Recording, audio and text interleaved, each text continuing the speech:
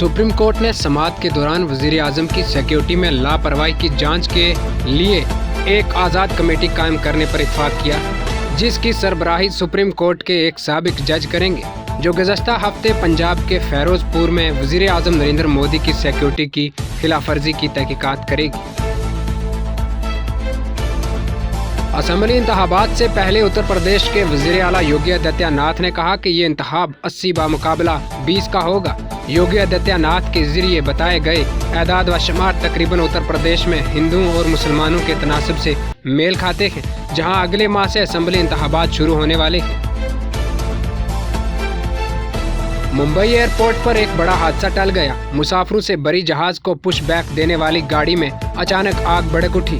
फिलहाल गाड़ी में आग लगने की वजह मालूम नहीं हो सकी। बताया जा रहा है कि एयर इंडिया की फ्लाइट AIC 647 मुंबई जामनगर को पुश बैक देते हुए गाड़ी में अचानक आग लग गई। उस वक्त त्यारे में 85 अफराद सवार थे।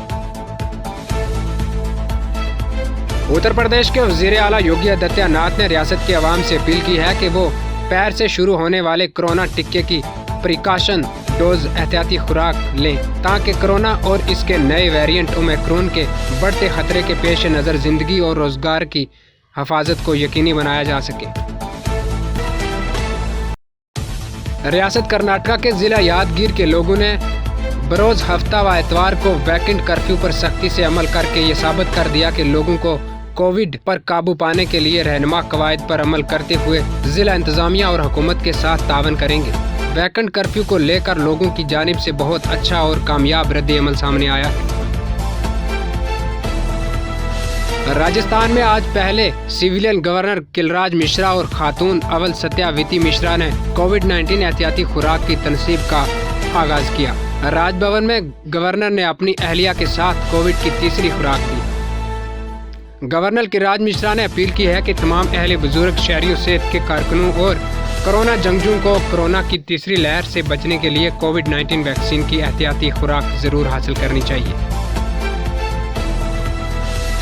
दारुल हुकूमत जयपुर में हुकूमत के सेक्रेटेरिएट में 2 IAS समेत 45 से ज्यादा अफसरान और मुलाजमीन के कोविड पॉजिटिव पाए जाने के बाद बाहर के लोगों के दाखिले पर पाबंदी लगा दी गई है।